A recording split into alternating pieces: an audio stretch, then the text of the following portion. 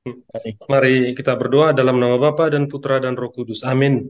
Kami bersyukur kepadamu ya Tuhan atas kebaikan-Mu menyertai kami hingga saat ini.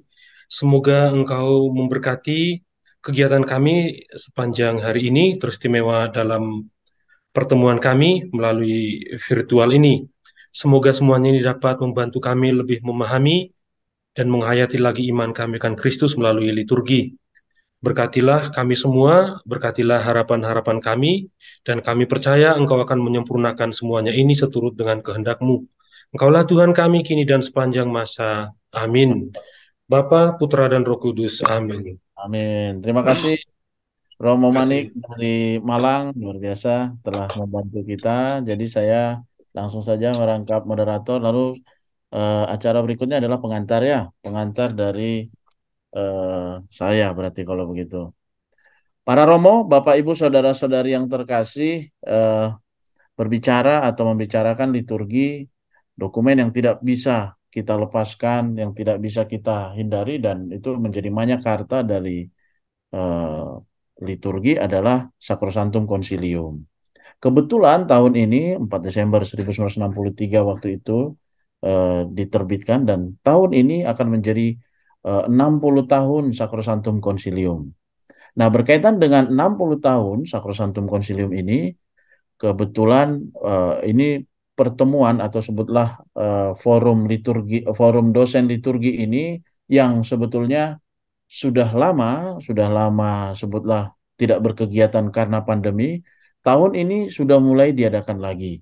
Dan Romo Stanley dengan kemurahan hatinya dia mau mengkoordinir kita semua, khususnya para dosen liturgi, dan dengan kesempatan 60 tahun Sacrosanctum Concilium, maka dimulailah kegiatan ini untuk mengawali acara untuk tahun depan akan diadakan pertemuan dosen liturgi seluruh Indonesia ini dan diawali dengan 10 webinar. Jadi para Romo, Bapak Ibu Saudara-saudari untuk forum dosen mungkin sudah tahu bahwa seri webinar ini akan ada 10 kali dengan 10 tema-tema yang sudah ditawarkan, yang sudah ada. Dan memang dari 10 tema itu saya sudah sempat berbicara ke Mas Didi dan Mbak Putri sebagai staf Komlit KWI. Kok ini nama Romo Stanley tidak ada gitu ya. Nah, saya mengusulkan sebenarnya harusnya ada. Nah, kebetulan entah mengapa Romo Boli kali ini tidak bisa. Memang Romo Stanley memang harus jadi pembicara karena koordinator gitu ya. Nah, tadinya mau berbicara tentang inkulturasi, maka karena Romo Boli ada gangguan internet, maka kali ini akan berbicara tentang formasi liturgi. Hal yang paling fundamental dalam apa ya, dalam pembinaan iman, pembinaan liturgi juga adalah formasi. Sejauh mana formasi kita dapat membantu menghayati, membuat perayaan liturgi semakin meriah, semakin hidup, semakin kudus. Nah, maka mari kita dengarkan penjelasan yang akan diberikan oleh Romo Stanley. Romo Stanley ini adalah doktor eh, liturgi, teologi liturgi ya, tentang apa namanya, tentang CV-nya nanti bisa dicari di googling saja karena pasti sudah terkenal. Dan salah satu pengurus Komisi Liturgi juga KWI dan eh, pada waktu apa, pada waktu pertemuan nasional Komisi Liturgi beliau juga salah satu narasumber dan akan menjelaskan kepada kita tentang formasi liturgi. Silakan Romo Stanley untuk memulai seri webinar liturgi yang pertama ini sebagai pembicara alternatif. Terima kasih. Silakan Romo Stanley. Sama-sama Romo. Bung Horizon, terima kasih atas kesempatan. Juga saya menyapa para peserta webinar, para Romo, juga mungkin umat yang punya minat, jiwa dengan liturgi, punya hati dengan liturgi kita. Tadi sudah diberikan pengantar maksud dari seri webinar ini. Saya tidak mengulangi. Sekali lagi tentu saya minta maaf karena ada hal teknis yang memang tidak bisa kami jangkau sehingga saya terpaksa dalam waktu yang sangat singkat mengambil alih bahan yang seharusnya diberikan oleh Romo Boli. Tentu kita akan memberikan kesempatan kepada Romo Boli jika beliau muncul atau bisa minggu depan. Nah, karena itu saya menawarkan untuk memberikan penjelasan tentang formasio liturgi. Sebenarnya tema dari webinar ini, jadi webinar-webinar ini dengan 10 tema yang akan dibahas ada di bawah satu tema yang lebih luas, tetapi sangat penting dan aktual, itulah formasio liturgi. Nah, kata formasio liturgi ini menjadi semakin populer dengan diterbitkannya Desiderio Desideravi oleh Paus Fransiskus, dan saya pernah diundang juga oleh Komisi Liturgi KWI untuk memberikan webinar tentang formasio liturgi. Nah, saya mengawali dengan sebuah pengantar. Ini tentu ditempatkan dalam rangka 60 tahun Sacrosanctum Concilium. Saya mengutip pernyataan dari Paus Paulus ke-6 pada saat promulgasi konstitusi liturgi pada tanggal 4 Desember 1963. Dia berbicara tentang konstitusi liturgi sebagai buah pertama dari Konsili Vatikan kedua. Perdebatan yang sulit dan kompleks telah menghasilkan hasilnya yang melimpah. Mereka telah membawa satu topik pada kesimpulan, yaitu liturgi suci. Dibahas sebelum semua yang lain, artinya menjadi prioritas di antara semua yang lain karena martabat intrinsik dan pentingnya bagi kehidupan gereja. Dan hari ini kami akan dengan hikmat mengumumkan dokumen tentang liturgi. Tuhan harus menempati tempat pertama. Doa kepadanya adalah tugas pertama. Liturgi adalah sumber pertama persekutuan ilahi di mana Allah berbagi hidupnya sendiri dengan kita. Liturgi juga merupakan sekolah pertama kehidupan rohani. Nah, para Romo dan Bapak Ibu Saudara-saudara yang terkasih, kita tahu ada 16 dokumen yang dihasilkan oleh Konsili Vatikan kedua, dan dokumen pertama yang dihasilkan adalah dokumen tentang liturgi. Tentu memang ada beberapa alasan kenapa dokumen ini yang paling pertama itu dihasilkan. Sebenarnya jawaban yang paling real adalah karena memang liturgi itu atau tema tentang liturgi itu sudah disiapkan mulai dengan yang disebut dengan liturgical movement atau gerakan-gerakan liturgi, lalu kemudian sudah ada pertemuan-pertemuan liturgi internasional pada waktu itu, sehingga ketika Konsili Vatikan kedua dimulai, pembahasan tentang liturgi itu sudah siap. Tetapi di dalam kata pengantar ini, Paus Paulus ke-6 itu memberikan sebuah interpretasi yang untuk saya sangat menarik. Jadi kenapa konstitusi liturgi itu menjadi yang pertama dipromulgasikan atau diumumkan secara resmi? Jadi dia memaknai bahwa Konsili Vatikan kedua berbicara tentang pembaharuan gereja. Dan pembaharuan gereja itu harus berangkat dari bukan sesuatu yang lain, tapi berangkat dari sesuatu yang rohani. Pembaharuan gereja itu berangkat dari liturgi, dalam arti pembaharuan gereja itu berangkat dari relasi atau perjumpaan kita dengan Tuhan. Jadi Tuhan yang pertama-tama di dalam pembaharuan. Nah, kita tahu bahwa konstitusi liturgi Sacrosanctum Concilium itu meletakkan dasar bagi pembaharuan liturgi. Jadi kalau kita sekarang merayakan liturgi dengan cara kita sekarang, maka itu adalah hasil pembaharuan dari Sacrosanctum Concilium. Dan tentu juga sesudah meletakkan dasar, lalu perlu ada implementasi pembaharuan liturgi, dan implementasi itu sudah menghasilkan begitu banyak buah nyata di dalam kehidupan liturgi, terutama kita di Indonesia. Sebenarnya webinar ini bertujuan juga untuk merefleksikan sejauh mana jiwa atau spirit dari Sacrosanctum Concilium, konstitusi liturgi itu sudah dihayati atau diimplementasikan di dalam konteks Indonesia. Nah, tentu yang menarik juga kalau kita juga membuat evaluasi kritis sejauh mana semangat pembaharuan konstitusi liturgi itu memang benar-benar dimengerti secara benar. Tentu kita tahu bahwa sekarang ini ada pertentangan, kadang-kadang terjadi polarisasi di dalam gereja. Polarisasi dalam arti bagaimana membuat menginterpretasi atau memahami semangat Konsili Vatikan kedua, terutama konstitusi liturgi. Juga polarisasi terjadi pada cara pandang yang berbeda tentang implementasi pembaharuan liturgi. Ada yang mengatakan bahwa jiwa dari Sacrosanctum Concilium di dalam pembaharuan liturgi itu masih pada rel yang benar.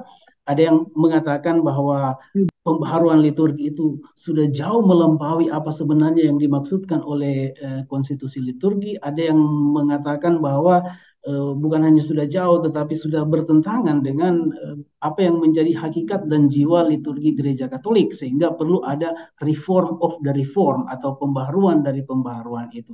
Sebenarnya itu tema-tema yang menarik juga untuk didiskusikan, tapi kita lihat itu untuk kesempatan-kesempatan yang lain. Nah, kita tahu ada 3 kategori pastoral atau prinsip pastoral yang sangat penting dari pembaharuan liturgi Konsili Vatikan kedua. Ini bukan hanya soal konsep, tetapi apa yang menjadi praksis liturgi kita sekarang itu sebenarnya berakar dari 3 kategori ini. Jadi liturgi itu dibaharui supaya apa? Supaya bisa dimengerti sehingga menjadi liturgi yang bisa dirayakan oleh umat, bukan liturgi yang elit. Liturgi elit dalam arti liturgi yang hanya bisa dimengerti dirayakan oleh klerus. Yang berikut itu prinsip partisipasi aktif. Ini prinsip yang sangat sentral.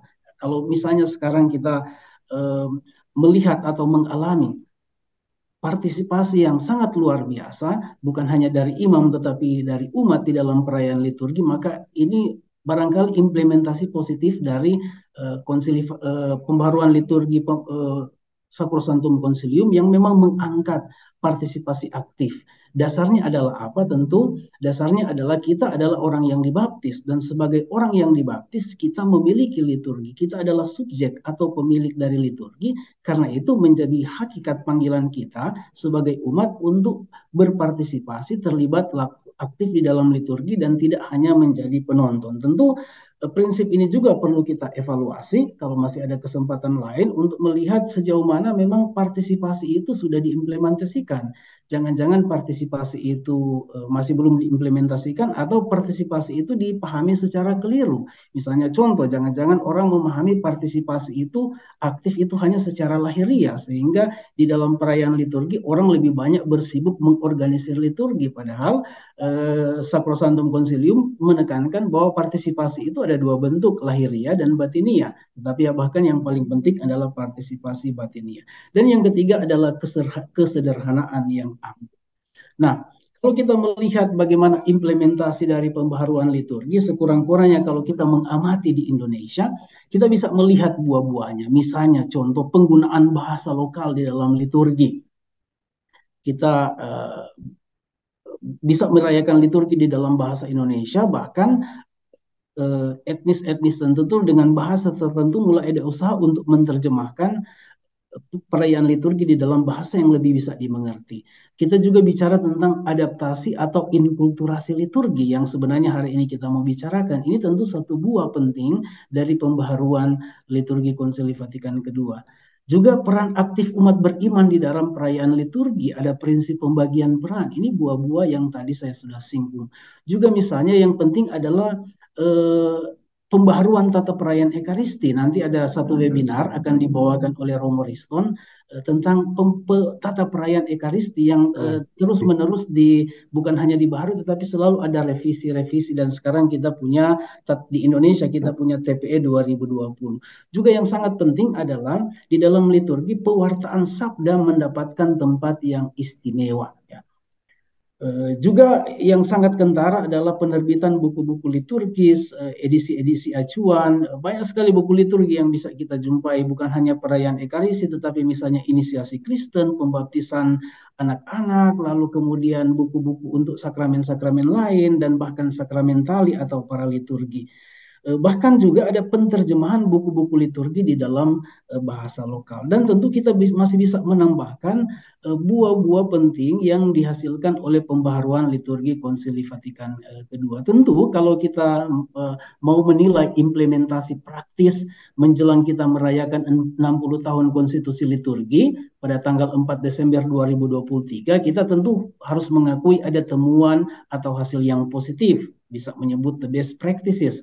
Tetapi juga tentu kita mengalami kesulitan-kesulitan di dalam implementasi pembaharuan liturgi yang mungkin juga kesulitan berkaitan misalnya pemahaman tentang inkulturasi. Karena itu sebenarnya kita sekarang Komisi Liturgi cukup bersemangat untuk memberikan sosialisasi, menjelaskan bagaimana sebenarnya konsep inkulturasi yang benar, yang normatif. Karena kadang-kadang kesulitan-kesulitan di dalam praktis itu karena apa? Karena pemahaman yang barangkali kurang tepat. Itu juga berkaitan dengan aplikasi atau implementasi yang keliru. Dan untuk masa depan pembaharuan liturgi menjadi impian kita sesudah 60 tahun konstitusi liturgi adalah misalnya meningkatkan formasio atau pembinaan liturgi umat beriman yang nanti saya akan jelaskan apa yang dimaksudkan dengan formasio. Juga yang harus kita usahakan adalah mengembangkan inkulturasi liturgi, tetapi tentu inkulturasi yang benar, yang normatif, inkulturasi yang memang menyentuh apa yang menjadi tujuan dari inkulturasi. Tentu tantangan-tantangan baru di dalam liturgi kita tidak bisa hindari, misalnya liturgi di dalam dunia digital. Ada satu juga webinar akan bicara tentang liturgi di dalam dunia digital. Lalu barangkali mungkin akan ada lagi buku-buku revisi buku-buku liturgi, revisi terjemahan, bahkan publikasi, bukan hanya buku-buku liturgi yang resmi, tapi barangkali juga buku-buku peribadatan, buku-buku berkat, para liturgi yang barangkali sangat dibutuhkan oleh umat di dalam pastoral praktis. Juga menjadi tantangan ke depan adalah liturgi yang cocok untuk kelompok usia tertentu atau situasi umat tertentu. Misalnya liturgi yang cocok untuk anak-anak, untuk orang muda, kelompok difabel, lansia, dan lain-lain. Nah, sebenarnya mungkin poin yang terakhir ini yang perlu diangkat, dan itu sebenarnya sudah disinggung oleh Sacrosanctum Concilium, bahwa pentingnya memang kita ada sebuah perayaan yang standar, katakanlah yang resmi, tetapi perayaan liturgi juga harus dirayakan, disesuaikan dengan situasi dari subjek yang merayakan, bahkan berkaitan dengan umur mereka. Nah, saya menyinggung ini, misalnya contoh untuk anak-anak. Tahun ini sebenarnya kita akan merayakan 50 tahun diterbitkannya satu direktorium untuk misa bersama dengan anak-anak. Nah, itu diterbitkan tanggal 1 November 1973 kalau tidak salah.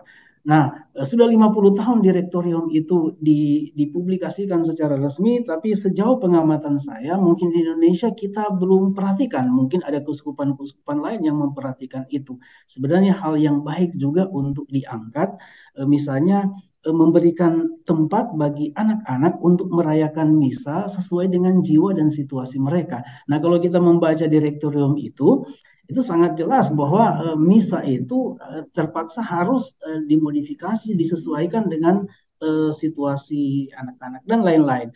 Misalnya kelompok difabel, saya ingat satu keuskupan, kalau tidak saya salah keuskupan Surabaya yang pernah memberikan prioritas pada pelayanan kelompok difabel juga di dalam bidang liturgi. Ini tentu menjadi tantangan-tantangan ke depan yang barangkali perlu untuk kita. Battery 20%. Nah, Bapak Ibu saudara saya yang terkasih, saya lihat Romo Boli dia sudah masuk. Saya tidak tahu apakah Romo Boli bisa melanjutkan. Ini semacam satu pengantar saya. Mungkin yang Mas Didik bisa mengontak Romo Boli, apakah dia bisa ini. Saya bisa admin. Romo Stanley, Romo Boli mohon bisa. maaf, boleh dilanjutkan dulu saja karena ini Ya, saya lanjutkan ya. Romo Boli Karena masih ini proses. masih berkaitan dengan yang akan dibawakan oleh Romo Boli. Baik. Lalu kemudian sambil melihat sambil melihat dua pokok penting yang seringkali nah sekarang di antara banyak temuan-temuan atau kesulitan-kesulitan, saya menyadari atau memahami ada dua pokok penting yang seringkali menimbulkan kesulitan atau kesalahpahaman dalam praktek pastoral liturgi, yaitu partisipasi aktif, dan yang kedua adalah inkulturasi liturgi. Nah, partisipasi aktif kita tidak punya seminar khusus tentang ini. Ini juga perlu dipahami apa artinya partisipasi aktif. Partisipasi aktif itu tidak sama dengan kita bersibuk diri, mengorganisir, memanage liturgi, sehingga kita lebih banyak mengatur liturgi daripada merayakan liturgi. Nah, yang menarik juga sebenarnya inkulturasi liturgi, yang seyogyanya harus diberikan oleh Romo Boli, tapi kita menunggu apakah Romo Boli bisa menyiapkan ini.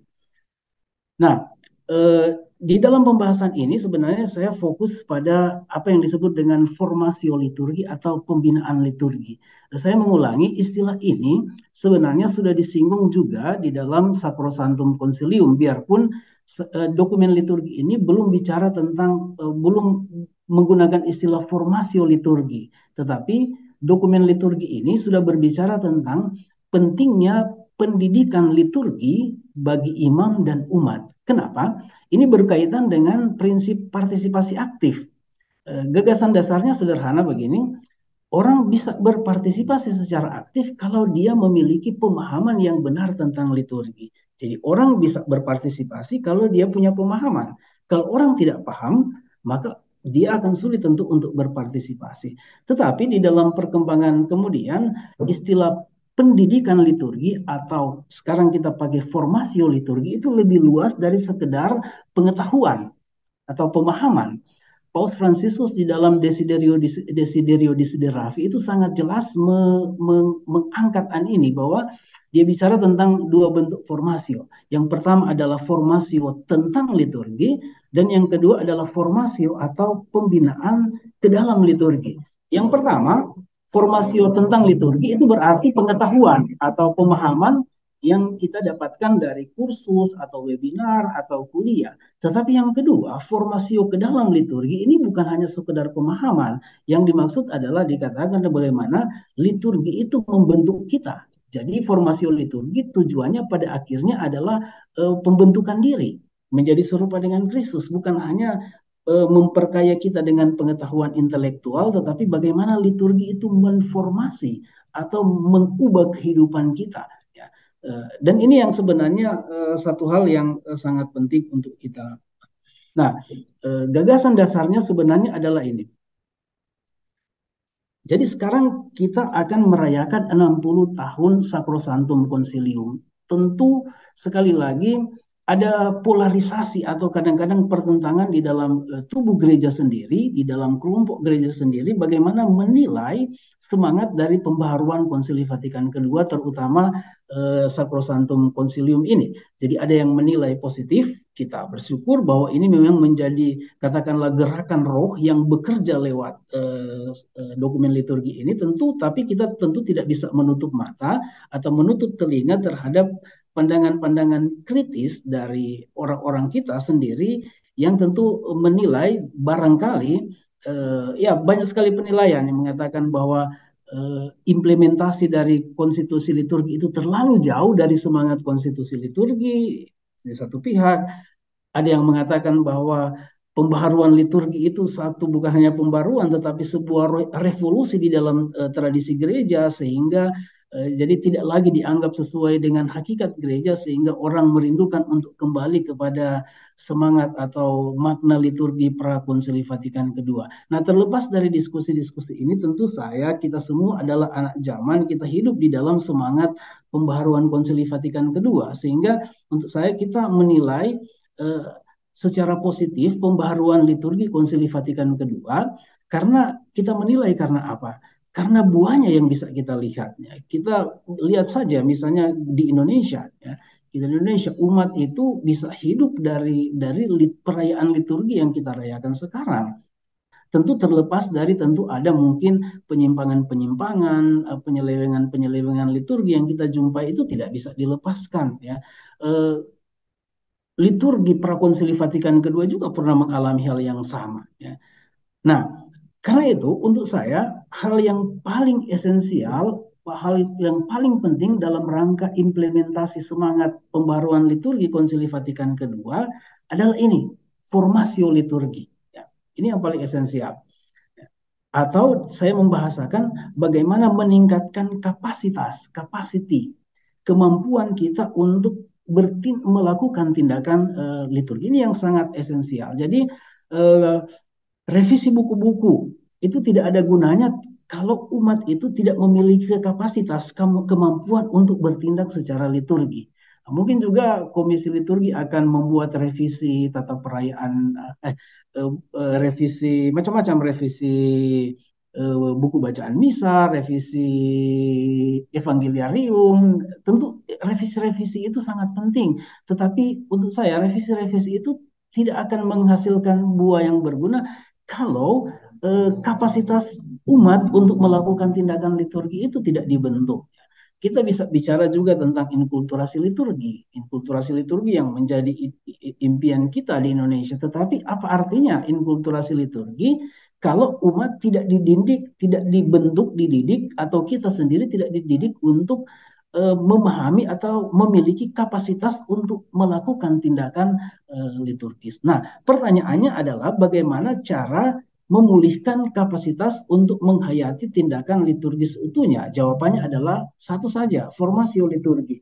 Formasio liturgi dalam dua arah tentunya, bisa dalam arti formasio tentang liturgi, jadi kita perlu pemahaman yang benar tentang liturgi, tetapi yang paling penting juga adalah formasio ke dalam liturgi. Jadi liturgi itu hanya akan menjadi sumber pembaharuan kita, menjadi sumber, katakanlah menjadi fons et culmen, sumber dan puncak kehidupan kita, kalau kita membiarkan diri dibentuk oleh liturgi. Jadi kehadiran kita di dalam liturgi bukan hanya satu rutinitas, bukan hanya mengorganisir perayaan liturgi, tetapi pertanyaannya sejauh mana keterlibatan kita di dalam liturgi itu membentuk hidup kita sebagai umat beriman, membentuk kita dalam keserupaan dengan Kristus. Itu sebenarnya tujuan dari formasi liturgi. Jadi tujuannya bukan sekedar kita jadi hal-hal yang luaran, aturan-aturan, tentu itu penting, tetapi pada akhirnya semua yang lahiriah itu menghantar kita kepada pembaharuan diri atau pembentukan diri. Nah, karena itu tugas penting dari formasi liturgi adalah menjadikan umat atau imam mampu menghayati tindakan liturgis, terutama tindakan-tindakan simbolis di dalam liturgi. Nah, apa itu formasio liturgi? Nah, sekali lagi saya tentu mengambil inspirasi dari surat apostolik Paus Fransiskus tentang formasio liturgi umat beriman yang diterbitkan 29 Juni 2022, namanya Desiderio Desideravi. Tujuan dari dokumen ini adalah mengubarkan kegaguman kita akan keindahan perayaan liturgi, mengingatkan kita akan perlunya formasi liturgi yang otentik, dan menyadari pentingnya ars celebrandi. Nah, saya tidak menyinggung tentang latar belakang. Pertanyaan penting adalah apa yang dimaksud dengan formasio liturgi? Nah, kalau kita melihat dokumen-dokumen liturgi, istilah atau katakanlah ajakan untuk formasio liturgi itu sudah disinggung. Misalnya tadi saya sudah menyinggung konstitusi liturgi.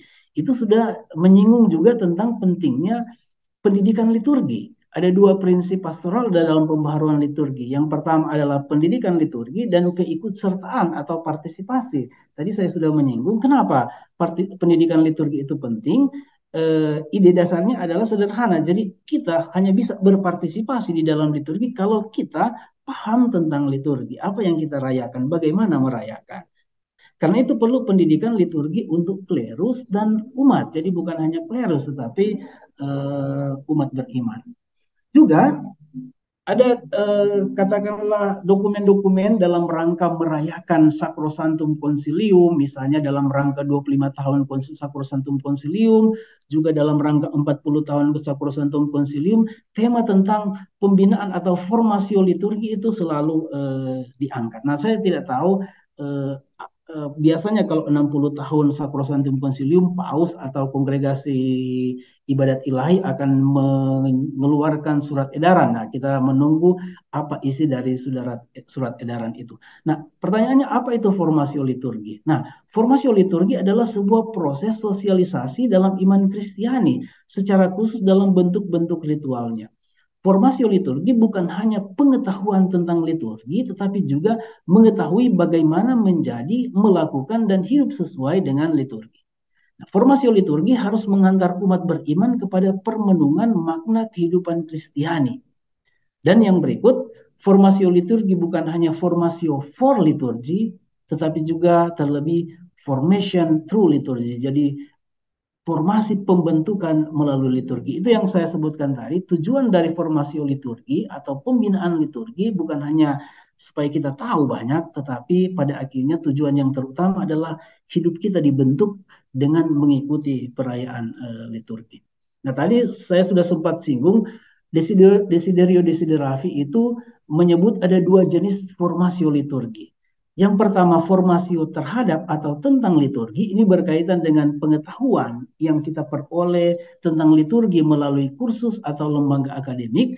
Dan yang paling penting adalah formasio oleh liturgi. Jadi liturgi itu bukan sesuatu konsep yang kita pelajari. Liturgi pertama-tama adalah pujian dan syukur kita kepada Tuhan. Jadi liturgi adalah sebuah perayaan, sebuah tindakan yang kita buat, bukan sebuah konsep atau sebuah ide yang kita pelajari. Karena itu, kepenuhan formasi liturgi bukan hanya bahwa kita tahu banyak tentang liturgi, tetapi pada akhirnya formasio atau pembentukan liturgi adalah keselarasan kita dengan Kristus. Dalam arti ini, liturgi itu membentuk kehidupan kita.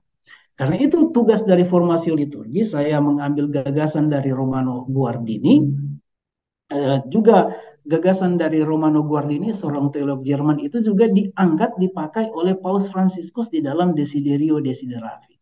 Nah, menurut Romano Guardini, dia berbicara tentang tindakan liturgis.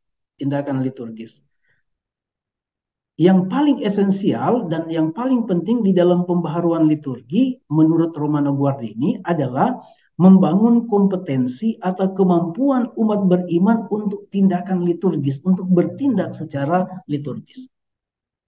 Nah, Romano Guardini memahami formasi liturgi sebagai latihan atau praktek ke dalam liturgi atau ke dalam perilaku liturgi. Nah, sebelum masuk ke tugas itu, kita mesti pahami dulu apa itu tindakan liturgis. Tindakan liturgis itu sangat esensial, ya. Jadi di dalam bentuk liturgi apa saja, konsep tentang tindakan liturgis itu sangat esensial. Tindakan liturgis itu yang membedakan bagaimana kita bertindak di dalam liturgi dan bagaimana kita bertindak di luar perayaan liturgi. Nah, ada beberapa karakteristik atau ciri-ciri dari tindakan liturgi.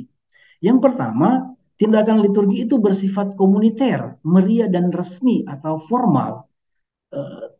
Tindakan liturgi atau liturgi memang dilakukan oleh individu-individu, oleh pribadi-pribadi umat. Tetapi mereka bukanlah entitas yang terpisah, melainkan satu kesatuan dari tubuh yang disebut dengan jemaat atau gereja.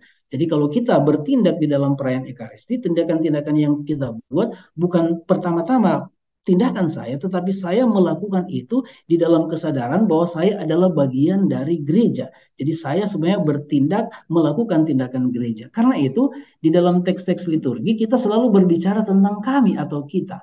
Misalnya marilah kita berdoa. Jadi mengungkapkan dimensi komuniter. Yang kedua, tindakan liturgi itu adalah tindakan manusia secara utuh, jiwa dan raga. Jadi kita di dalam liturgi bukan hanya hening bertindak dengan batin kita, tetapi perayaan liturgi adalah satu perayaan yang melibatkan tubuh kita, melibatkan raga kita. Kita merayakan dengan mata kita, kita merayakan dengan telinga, dengan semua yang berkaitan dengan jiwa dan semua yang berkaitan dengan fisik kita. Sehingga dalam arti itu kita berdoa dengan seluruh tubuh kita. Doa itu bukan hanya sesuatu yang kita buat sesuatu yang keluar dari mulut kita, tetapi gerakan kita, raga kita adalah bisa juga menjadi sarana cara kita untuk mengungkapkan doa kepada Tuhan.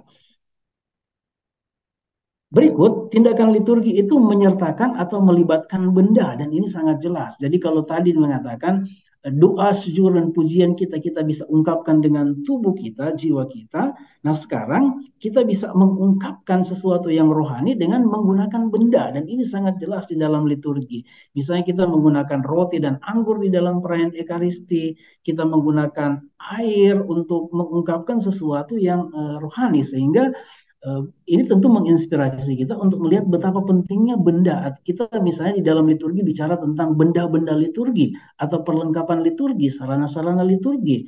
Dan hal itu, benda-benda itu bukan sesuatu yang hiasan tetapi itu menjadi sarana kita untuk mengungkapkan sesuatu yang batinia. Tindakan liturgi itu terwujud dengan melihat, bahkan juga dengan melibatkan panca indera. Dan yang paling penting adalah tindakan liturgi itu tindakan simbolis. Simbolis maksudnya apa? Simbolis berarti sesuatu yang hidup di dalam batin kita itu kan tidak kelihatan. Misalnya syukur kita kepada Tuhan, pujian kita kepada Tuhan, atau pengalaman perjumpaan kita dengan Tuhan yang kita alami di dalam batin kan tidak kelihatan. Tetapi apa yang ada di dalam batin itu kita ungkapkan keluar melalui sarana-sarana yang kelihatan.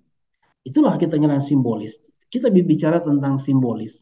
Jadi misalnya berdiri di dalam liturgi, berdiri itu bukan sekedar bahwa tubuh kita itu tegak, tetapi berdiri adalah sebuah, kita mengungkapkan sesuatu yang ada di dalam batin kita, sehingga yang hidup di dalam batin itu menjadi semakin intensif ketika kita libatkan dalam bentuk tindakan-tindakan simbolis. Dan ini sebenarnya yang sangat penting di dalam perayaan liturgi, dan saya merasa juga sangat esensial.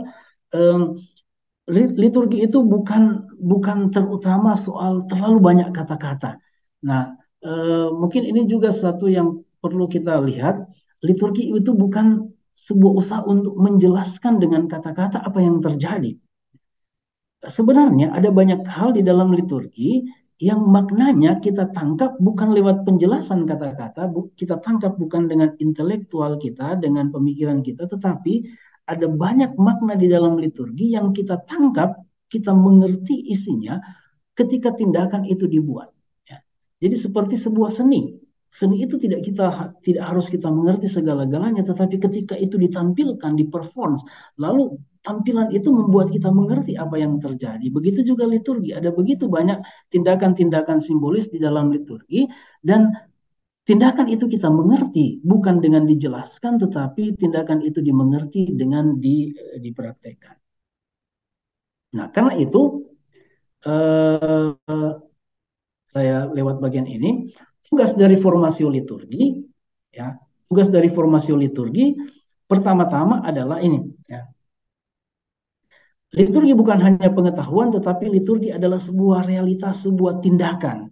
Karena itu tugas utama liturgi bukan hanya kita mempelajari, meneliti, bukan hanya sekedar pengejaran spiritual. Yang terutama liturgi bertugas untuk membentuk atau mentransformasi kehidupan kita. Kita bisa melihat misalnya Galatia 2:20. Tujuan dari liturgi kita bisa bahasakan seperti kata-kata Paulus, bukan aku lagi yang hidup, tetapi Kristuslah yang hidup di dalam diriku. Itulah formasio liturgi. Ya, perayaan liturgi adalah jalan menuju kehidupan itu menjadi keserupaan dengan Kristus. Maka formasio liturgi sebagai transformasi ke dalam gambar Kristus terjadi terutama dalam perayaan liturgi itu sendiri. Jadi kalau kita orang liturgi bicara tentang katekese liturgi, maka katekese itu bukan terutama apa yang dibuat di luar, di dalam sarasehan atau di dalam seminar, tetapi katekese tentang liturgi, pengajaran tentang liturgi itu sesuatu yang terjadi di dalam perayaan. Jadi perayaan itu sendiri yang menjelaskan apa maknanya. Sehingga formasio liturgi bukan semata-mata mencari apa yang benar dan berlaku normatif, tetapi juga dan terutama mencari apa yang menghidupkan kita. Itu sebenarnya yang terakhir ini kita sudah disinggung juga oleh konstitusi liturgi. Ini tentang soal ketegangan antara ini ya, jadi soal entahkah kita mau menekankan aturan atau jiwa dari perayaan itu sendiri. Dan ini kadang-kadang di dalam praksis liturgi, praksis umat itu kelihatan pertentangan itu. Ada yang menekankan aturan, ada yang menekankan hal-hal yang lain. Nah, Konstitusi Liturgi nomor 10 sudah mengingatkan kita, dikatakan begini, maka dari itu hendaklah para gembala jiwa, gembala rohani memperhatikan dengan seksama supaya dalam kegiatan liturgi jangan hanya dipatuhi hukum-hukumnya untuk merayakannya secara sah dan halal, melainkan supaya umat beriman merayakan dengan sadar, aktif, dan penuh makna. Jadi aturan-aturan itu penting, tetapi itu bukan menjadi tujuan dari segala-galanya di dalam liturgi. Aturan-aturan itu membantu kita untuk sampai kepada penghayatan sesuatu yang lebih rohani. Karena itu tugas dari formasio liturgi yang tentu punya konsekuensi dalam praktis, saya sampaikan secara singkat. Yang pertama, tugas pertama adalah apa? Supaya umat dan imam memiliki kemampuan untuk memahami simbol-simbol di dalam perayaan liturgis. Yang kedua adalah supaya umat dan imam memiliki kemampuan menghayati benda material sebagai sarana penghubung antara yang batinia dan lahiria, jiwa dan raga. Yang ketiga, tugas formasi liturgi adalah menghantar umat beriman atau imam kepada kesadaran akan liturgi sebagai tindakan bersama, tindakan gerejani, bukan tindakan pribadi kita. Ya. Yang keempat, formasi liturgi bertugas untuk menghantar umat atau imam keluar dari sikap subjektif yang menekankan penghayatan pribadi dan menuju ke cara pandang yang lebih objektif, yang lebih eklesial, yang lebih memahami bahwa apa yang saya buat itu bukan berdasarkan selera saya, bukan berdasarkan keinginan saya, tetapi saya merayakan liturgi dalam bahasa lain sentire cum ecclesia. Jadi saya merasa bersama dengan gereja, bukan terutama yang dominan adalah penghayatan atau apa yang untuk saya benar. Pada akhirnya tugas terakhir dari formasi liturgi saya bahasakan dengan mistagogi. Jadi menghantar pada perayaan, pada misteri perayaan, yaitu pada tindakan Allah sendiri. Jadi liturgi bukan hanya soal apa yang kita buat sebagai manusia. Tadi memang kita banyak menyinggung tentang tindakan liturgis, hal-hal lain, hal-hal yang manusiawi, duniawi, itu menjadi sarana saja. Pada akhirnya liturgi menghantar kita kepada tindakan Allah. Kita ingat pemahaman tentang liturgi, ada dua tindakan penting di dalam liturgi, ada anabasis, katabasis, atau katabasis, anabasis. Yang paling utama di dalam liturgi adalah tindakan Allah, itulah katabasis. Lalu kemudian kita manusia mampu menanggapi tindakan Allah dengan pujian dan syukur kita. Pada akhirnya di dalam perayaan liturgi, pada akhirnya formasi liturgi itu menghantar kita untuk menyadari bahwa di dalam liturgi bukan terutama saya yang bertindak, tetapi terutama adalah tindakan Allah. Bukan hanya penekanan pada dimensi kultis atau peribadatan, pada dimensi apa yang kita buat oleh manusia, tetapi sebagaimana juga jiwa dari Konsili Vatikan kedua, Sacrosanctum Concilium, kita menekankan dimensi penyelamatan Allah di dalam liturgi. Liturgi adalah pertama-tama Allah yang bertindak menyelamatkan dan menguduskan kita. Nah, karena itu Desiderio Raffi berbicara tentang kita perlu untuk menemukan kembali keindahan kebenaran perayaan liturgi. Nah, ini perlu dipahami apa artinya keindahan perayaan liturgi. Keindahan perayaan liturgi itu sesuatu yang lain. Keindahan perayaan liturgi itu bukan terletak pada pencarian estetika ritual yang dipuaskan hanya oleh ketaatan luar pada ritus atau aturan-aturan. Bukan itu keindahan liturgi, bukan pada sesuatu yang lahiriah. Keindahan perayaan liturgi menurut Desiderio Raffi terletak pada kekaguman kita akan misteri Paskah yang dihadirkan di dalam tanda-tanda sakramental. Jadi pada akhirnya kekaguman kita kepada pengalaman perjumpaan kita dengan Tuhan, dengan Kristus yang menyelamatkan di dalam liturgi. Pengalaman perjumpaan kita. Tapi tentu karena kita bicara liturgi, perjumpaan itu bukan sebuah perjumpaan personal, tetapi perjumpaan dengan Tuhan itu ini perjumpaan antara kita sebagai gereja dengan Tuhan. Dan berarti mengalami liturgi sebagai tempat perjumpaan dengan Kristus. Nah, ini sangat menarik yang diangkat di dalam Desiderio Raffi, perjumpaan dengan Kristus sebagaimana perjumpaan yang mengubah. Liturgi itu formasio, berarti mengubah. Seperti perjumpaan Yesus dengan Nikodemus, perjumpaan yang mengubah. Perjumpaan Yesus dengan wanita Samaria di sumur, itu perjumpaan yang mengubah.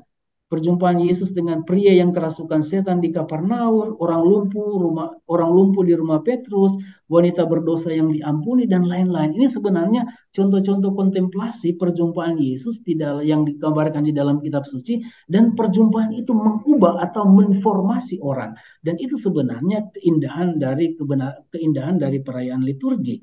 Bahwa kita mengalami perjumpaan dengan Kristus di dalam perayaan Ekaristi, dan perjumpaan itu mengubah kita. Saya sebenarnya sangat tertarik merenungkan misalnya tentang doa syukur agung kita.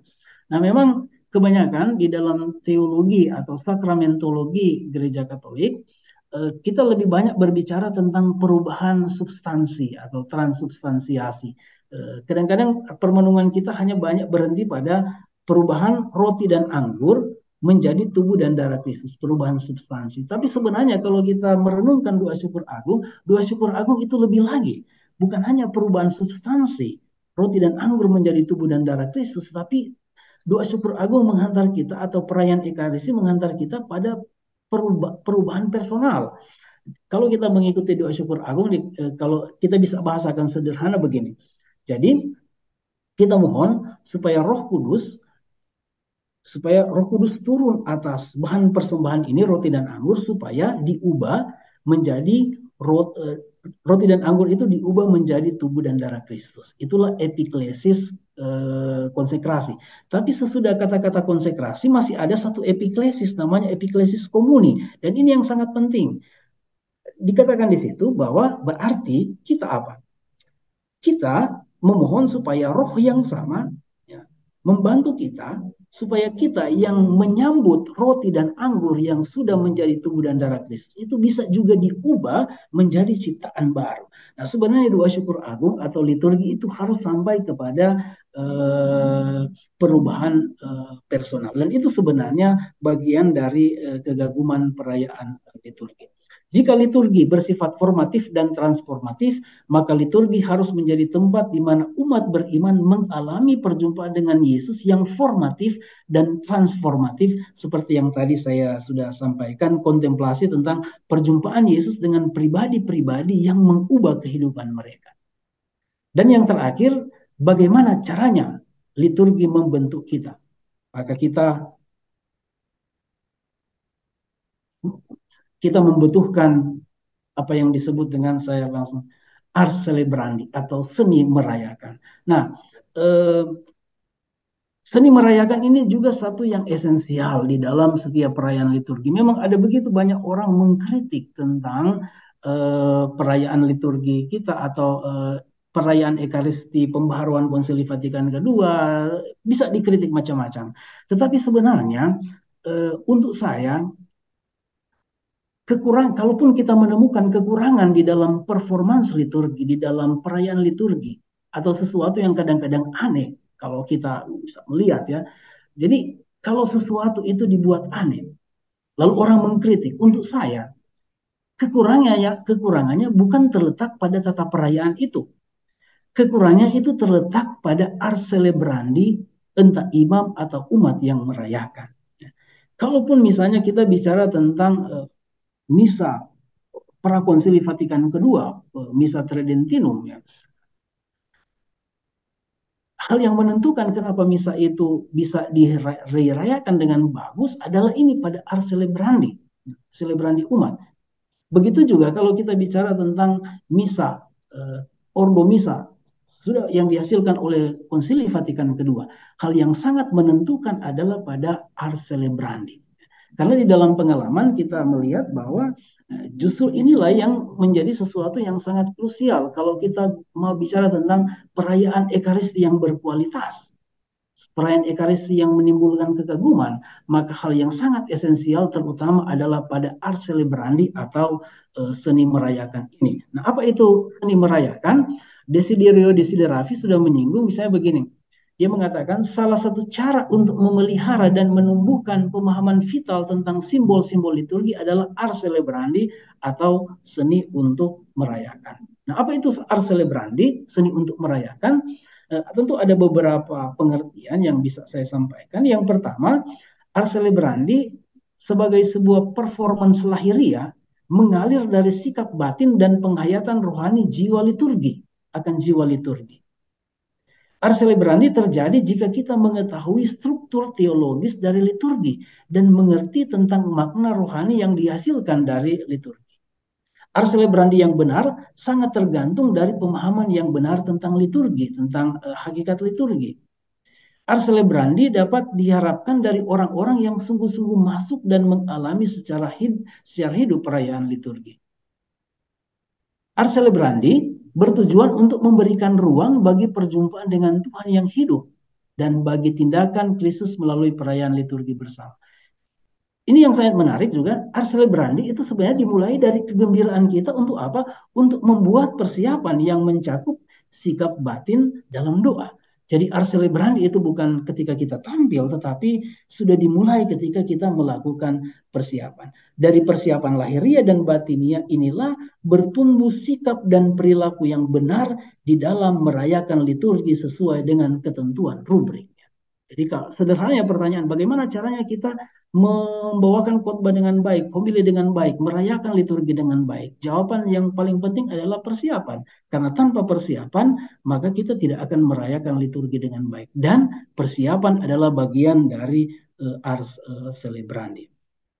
Nah, Desiderio Desideravi ini menyinggung tentang pentingnya ars celebrandi. Kenapa ini diangkat oleh Paus? Tentu ada latar belakangnya. Kenapa ini muncul? Nah, yang pertama adalah karena munculnya kelompok orang yang menolak pembaharuan liturgi Konsili Vatikan kedua. Tadi sebenarnya saya sudah menyinggung bahwa sebenarnya kalau kita mengkritik atau melihat ada penyimpangan-penyimpangan liturgi, maka kesalahannya bukan pada ritusnya, tetapi kekurangannya pada ars celebrandi. Yang kedua, ars celebrandi ini penting berdasarkan sebuah kemendesakan, yakni telah muncul berbagai kesulitan yang mencolok dalam praktek liturgi. Misalnya Paus menyinggung kebebasan yang kreatif dan berlebihan, misalnya ingin menjadi pusat perhatian, tetapi juga dari cara berpikir yang individualistik dan rubrisistik di dalam liturgi. Nah, praktek-praktek ini tidak jarang membuat umat menderita. Jadi praktek yang keliru itu membuat umat menderita. Karena itu penting, perlu ars celebrandi. Ars celebrandi ini tidak dapat direduksi hanya menjadi mekanisme rubrik, ketaatan pada rubrik. Apalagi sebagai kreativitas fantasi terkadang liar, kreativitas tanpa aturan, itu bukan ars celebrandi, bukan seni merayakan. Ars celebrandi, seni merayakan, bukan hanya tentang bertindak lahiriah secara benar. Ars celebrandi adalah tentang kita bertindak tentang pemahaman yang benar. Ars celebrandi memang membutuhkan pengetahuan yang dinamis untuk menjelaskan liturgi. Dan yang terutama adalah pemahaman akan liturgi sebagai tempat menghadirkan misteri Allah. Jadi kembali lagi kepada pemahaman tadi, pemahaman bahwa di dalam liturgi yang menjadi pusat adalah Kristus sendiri atau tindakan Tuhan sendiri.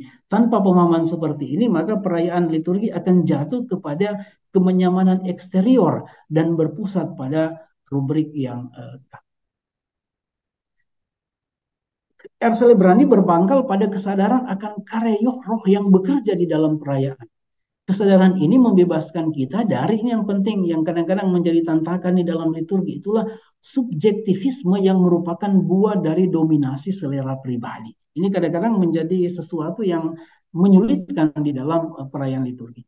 Kesadaran akan karya roh yang membebaskan liturgi dari invasi unsur-unsur budaya yang diambil tanpa discernment atau tanpa penelitian yang lebih dalam, yang tidak ada hubungannya dengan pemahaman yang benar tentang inkulturasi. Nah, ini sebenarnya tema yang menarik ya. Jadi inkulturasi itu tidak sama dengan pentas seni. Jadi kita dengan sembarangan memasukkan unsur-unsur budaya di dalam perayaan liturgi sehingga orang bertanya ini perayaan liturgi atau pentas budaya ya.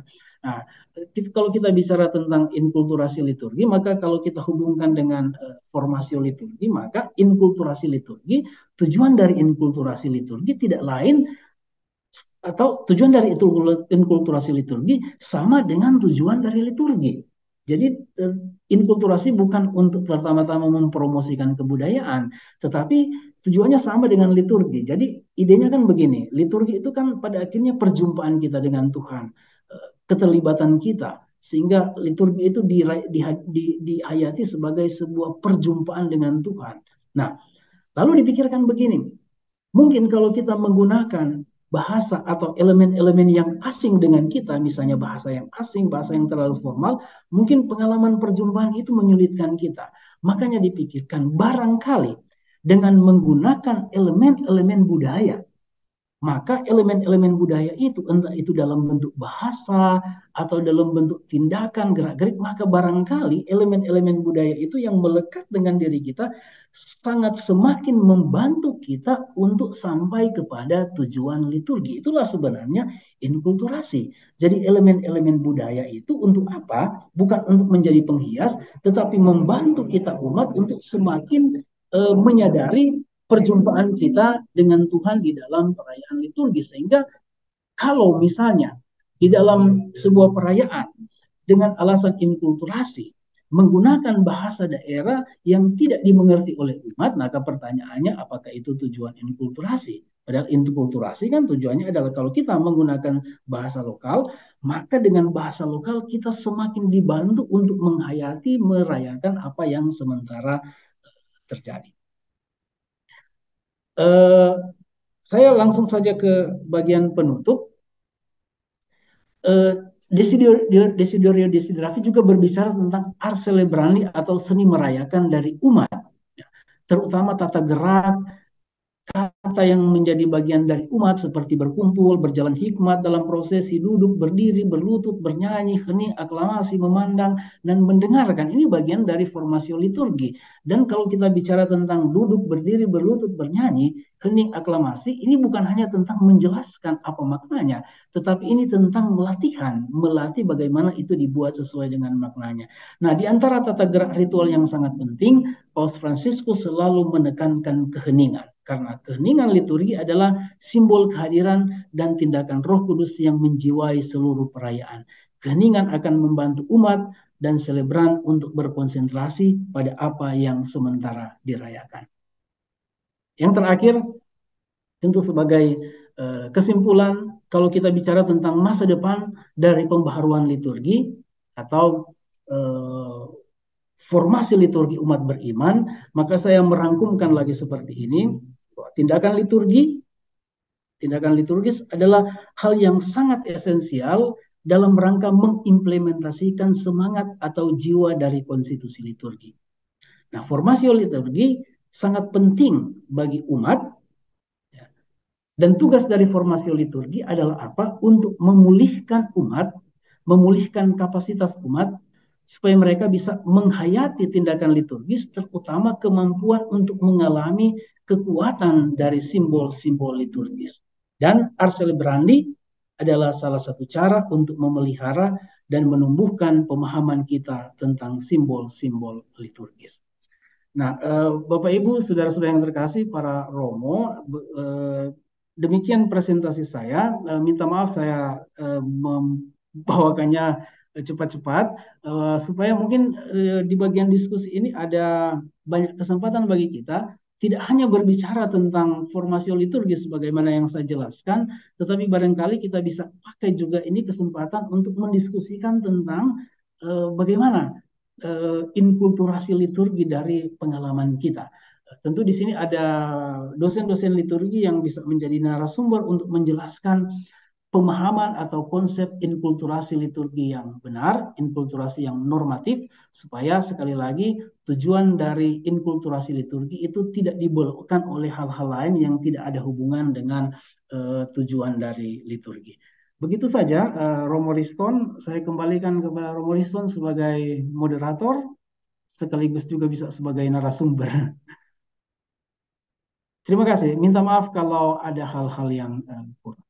Baik, Romo Stanley, terima kasih sudah berkenan menggantikan Romo Boli harusnya, dan sudah dipaparkan. Terima kasih sekali lagi Romo Stanley.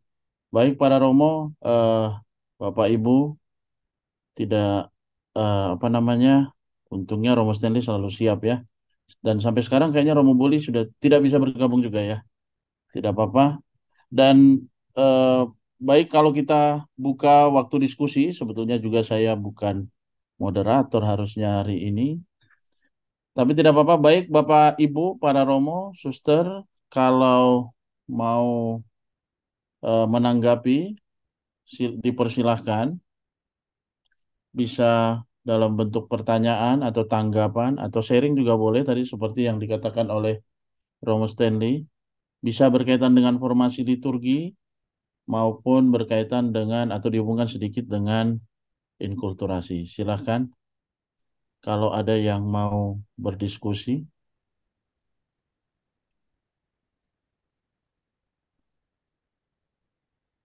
Saya Romo. Romo siapa ya? Siapa nih? Romo Yanto. Romo Yanto. Romo Yanto dari Maumere. Oh, silakan Romo. Loh, Maumere kok Ya, bisa sinyalnya? Romo Boli Kami di kota Romo, di kota Maumere. Saya sama Romo Presis, Romo Martoni di kota. Ini kayaknya Romo Boli di Romo agak keluar kota. ini Romo sekaligus menyindir ya, tapi bolehlah. Silakan Romo Yanto. Baik, Romo, pertama-tama terima kasih Romo Stanley, bahan yang sangat bagus tentang formasi liturgi. Menarik karena beberapa frater kami sedang berencana untuk menulis tentang formasi liturgi dan mereka sudah mendekati Romo Preses, Bunda segala bangsa, dosen liturgi. Romo, saya hanya ingin mengomentari satu hal berkaitan dengan formasi liturgi. Jadi kalau formasi liturgi, walaupun maksud dari formasi liturgi itu belum tercapai sepenuhnya, tapi minimal biasanya di seminari-seminari atau di lembaga pendidikan calon imam atau di biara-biara itu pasti sedikit kurang ada karena ada pelajaran liturgi. Yang mungkin perlu kita beri perhatian serius itu berkaitan dengan formasi liturgi untuk umat beriman. Memang saat ini banyak sekali grup-grup liturgi di mana setiap umat juga ikut terlibat dalam diskusi liturgi, itu sangat positif. Tapi satu hal yang ingin saya komentari itu begini Romo. Misalnya kalau di Maumere, Keuskupan Maumere ini kami kalau menyusun teks misa untuk misalnya dalam upacara misa ritual untuk pentabisan misalnya, saya Romo Martoni, juga kami tim biro liturgi ini, biasanya kami selalu menyertakan juga dengan komentar-komentar, minimal komentar singkat dari setiap ritus itu. Misalnya tepukan tangan ketika Bapak Uskup, lalu Bapak Uskup telah menerima, mari kita menyambutnya dengan tepukan tangan yang meriah. Dan umat mengerti, oh itu tepukan tangan, artinya Uskup sebagai Imam Agung di Keuskupan sudah bersedia menabiskan orang itu. Itu kan ada, itu sebagai informasi kepada umat yang lain. Atau juga ritus-ritus yang lain. Misalnya dalam upacara pokoknya ada bagian-bagian yang kami selalu menyertakan komentar yang dibacakan oleh petugas komentator. Nah, itu sebenarnya secara tidak langsung adalah sebuah informasi kepada umat, makna dari ritus ini nih maknanya. Sehingga umat mengerti, oh maksudnya begini. Tapi beberapa waktu yang lalu saya menghadiri tabisan di sebuah keuskupan, bagian-bagian itu seperti komentator-komentator itu bukan hanya dikurangi tapi bahkan ditiadakan sama sekali. Sehingga memang ritusnya berjalan baik, lancar, upacara tabisan cepat, tidak lama. Tapi menurut saya formasi liturginya itu hilang. Karena setelah ini langsung ke sana, setelah ini langsung begini begitu, sehingga orang hanya datang untuk melihat ritus itu tanpa memahami apa makna dari ritus itu. Sehingga menurut saya hal sangat praktis, mungkin komentar-komentar itu yang berkaitan dengan ritus itu memang tidak perlu harus dipanjang sekali semua hal, tapi minimal itu disampaikan. Ada komentar yang ini ritus ini seperti yang biasanya kami buat di sini. Saya kira di beberapa keuskupan juga sering buat seperti itu. Itu hanya komentar saja Romo berkaitan dengan ritus-ritus. Atau mungkin cara yang lain yaitu teks-teks misa itu diperbanyak, lalu di belakangnya itu ada penjelasan tentang ritus-ritus itu, sehingga orang menghadiri atau mengikuti atau bahkan merayakannya itu dengan satu kesadaran penuh. Dan itu menurut saya bagian dari formasi liturgi untuk umat beriman. Demikian Romo. Sekali lagi terima kasih Romo Stanley, bahan yang sangat bagus yang membantu kami semua yang lain. Terima kasih Romo. Baik, terima kasih Romo Yanto. Langsung saja ditanggapi oleh Romo Stanley. Setelah ini nanti Romo Benso sudah angkat tangan. Nanti kita turunkan. Ya, Romo Yanto. Saya sangat setuju dan ini barangkali berkaitan dengan apa yang saya sampaikan tadi, bahwa formasi liturgi itu paling bagus itu terjadi di dalam perayaan. Sehingga misalnya di dalam perayaan liturgi, sementara perayaan itu berlangsung, lalu kemudian ada informasi-informasi supaya umat bisa memahami apa yang sementara terjadi. Saya merasa ini juga bagian dari formasi liturgi, sehingga memang klop. Jadi apa yang dijelaskan atau diinformasikan itu sementara terjadi di dalam perayaan, sehingga formasinya itu gampang terjadi. Jadi bukan sesuatu yang terpisah dari perayaan. Nah, kita mungkin ini juga bisa menjadi inspirasi bagi kami di Supan Manado yang mungkin kami di sini banyak juga menghilangkan komentar-komentar seperti itu. Ternyata bagus juga dalam konteks formasio liturgi, dalam arti apa yang sementara dirayakan itu informasi langsung bisa disampaikan kepada umat supaya umat mengerti apa yang sementara terjadi. Terima kasih Romo Yanto. Ini tentu usulan yang bagus ya. Baik, Terima kasih baik. Romo. Oke, baik Romo Yanto. Nah, sekarang ke Romo Benso. Silakan Romo Benso diturunkan tangannya lalu bertanya. Romo masih mute ini. Romo Benso, Masih iya, berjuang. masih berjuang. Sudah. Baik, silakan Romo Benso. Halo, selamat malam semua.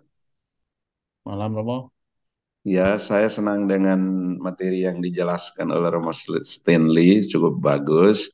Dan saya ingin berkomentar dua hal yang tadi sudah disinggung. Yang pertama tentang inkulturasi, dan yang kedua tentang ars celebrandi. Benar yang terjadi di Keuskupan Atambua, inkulturasi sudah jalan karena dirintis oleh para misionaris terdahulu, bahkan juga masih dilanjutkan sampai dengan hari ini. Tetapi saya masih melihat bahwa masih ada yang kurang dalam inkulturasi liturgi itu karena inkulturasi belum sampai pada transformasi. Inkulturasi baru tahap asimilasi atau terjemahan atau memasukkan budaya ke dalam liturgi. Maka yang kesan yang lebih dominan adalah semacam seolah-olah pentas seni dalam liturgi. Padahal menurut saya atau menurut Romo Marto Sujito, inkulturasi sudah harus sampai pada tahap transformasi. Jadi apa yang dipahami dalam liturgi itu harus membawa dia pada perubahan diri di dalam kehidupannya sehari-hari. Ada satu hal tentang inkulturasi yang menurut saya ini mungkin harus dicermati bersama-sama oleh para ahli liturgi tentang inkulturasi yang kata orang bilang inkulturasi yang kebablasan atau seperti apa ya. Karena partisipasi umat begitu gesitnya, begitu pesatnya, lalu seolah-olah liturgi kita ini atau bebas sebebasnya atau seperti apa. Karena apa saja bisa dimasukkan. Mungkin juga karena di keuskupan-keuskupan belum memiliki ahli-ahli liturgi yang mampu untuk menyaring atau memfilter mana yang boleh masuk dan ke dalam liturgi dan mana yang tidak boleh. Nah, jadi bagaimana tanggapan Romo Stanley tentang perkembangan inkulturasi di Indonesia? Jangan sampai inkulturasi kita kebablasan atau kelewatan sampai akhirnya suasana liturgi kita tidak lagi sakral, tetapi sebaliknya suasana liturgi sudah bukan hiruk pikuk, tetapi terkesan lebih dominan budayanya daripada liturgi. Itu yang pertama. Yang kedua tentang ars celebrandi. Saya beberapa tahun lalu ketika ditunjuk oleh Bapak Uskup Atambua untuk menjadi Ketua Komisi Liturgi, sudah pernah membawa atau bersama dengan Romo Emmanuel Hane, mantan pensiunan dosen liturgi Seminari Tinggi Santo Mikael Kupang, menjelaskan tentang ars celebrandi dalam banyak hal. Mulanya memang ada hasil menggembirakan, tetapi kemudian ars celebrandi itu saya pikir-pikir perayaannya mengagumkan, tetapi ada satu sisi dari ars celebrandi adalah orang harus taat pada rubrik, orang harus taat pada aturan-aturan liturgi. Bagaimana ini bisa ditegakkan kalau memang di satu pihak liturgi menghendaki juga fleksibilitas dan juga di lain pihak liturgi menghendaki taat pada aturan-aturan liturgi. Ini saja dua komentar saya. Terima kasih. Baik, Romo Stanley mungkin bisa langsung ditanggapi. Ada dua hal tadi dari Romo Benso berkaitan dengan inkulturasi yang kebablasan, kurang lebih nanti. Lalu yang kedua tentang dilema tadi ya. Silahkan Romo Stanley. Ya, sebenarnya jadi kita semua bisa narasumber ya. Kalau misalnya Ya, Bung boleh.